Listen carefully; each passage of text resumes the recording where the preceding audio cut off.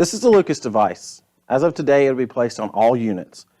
It will be housed in the ALS compartment of the unit, which is where your suction is kept currently. Once you take the Lucas device out, it is in a hard shell. It is packaged and ready to go. If you look, there's a display screen on the top of the box. It has a power button, and it also has a bell button with an X through it. If you press that button, it will light up and tell you how much your battery is charged. Once you're ready, take it out,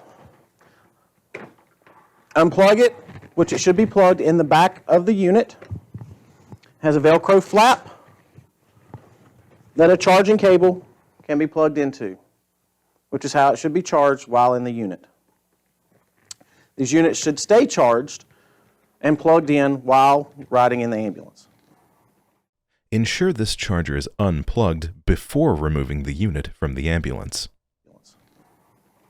Take it out, lay it flat, right side up. Unzip it.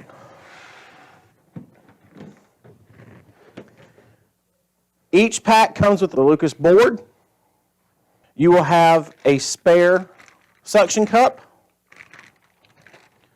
a wall charger, a spare battery, a neck strap if needed,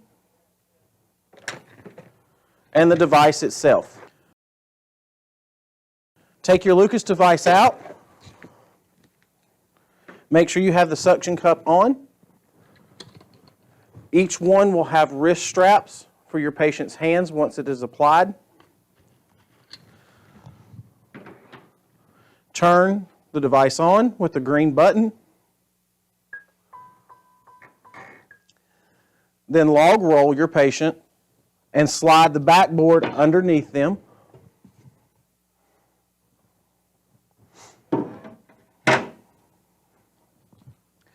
Then while CPR is still in progress, this should take no more than 10 seconds to put this board on.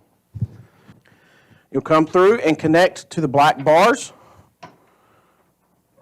and you will hear snap once they're on and ready. On the device itself, it has 3 numbers, 1, 2, and 3. Press number 1 first.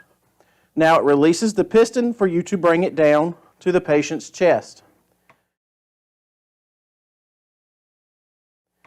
If the patient is too small and you extend the piston too far, you will hear this sound. This means that the patient is not big enough for this device to work properly. If the patient is too large, the upper part of the Lucas device will not lock to the back plate without compressing the patient's chest. Once you get the piston set on the chest, you can press number 2, and then once it is set, it is ready to go. Number 3 has 2 buttons. The first button is a continuous CPR with no stop. The second one is a 30-to-2 ratio. You can use this button if you do not have an advanced airway in place at that time. Use the active or continuous setting if an advanced airway is applied. So we'll hit the 30-to-2 button, and it will start its chest compressions.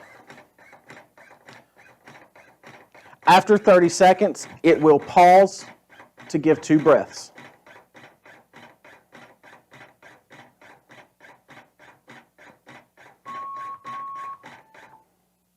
At this time, you give your 2 breaths. At any point in time, you need to pause this device. Go back and hit number 2. The device is now paused for you to do a rhythm check and a pulse check. Ensure the suction cup is placed in the correct position on the patient's chest. Consider using a marker to help monitor the suction cup's position. If the position of the suction cup changes during operation, immediately pause the device and reposition.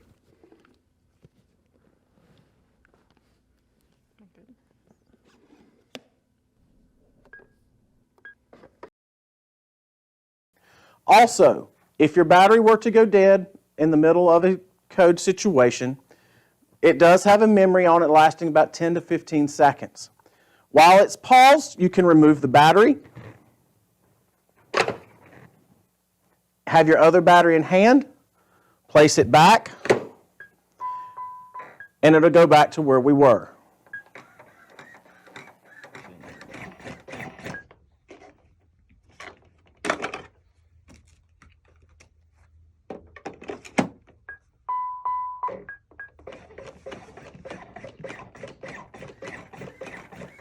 Once you have completed the call and you're no longer needing the Lucas, turn it off, release the piston from the patient's chest, and slide it back up. Disconnect from the board and patient. Make sure we're wiping down all equipment.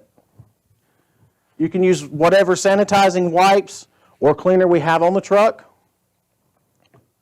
Make sure you wipe the board down, the device itself, remove the suction cup, throw it away and replace it. Go ahead and put the new one on so it's ready to go for your next patient.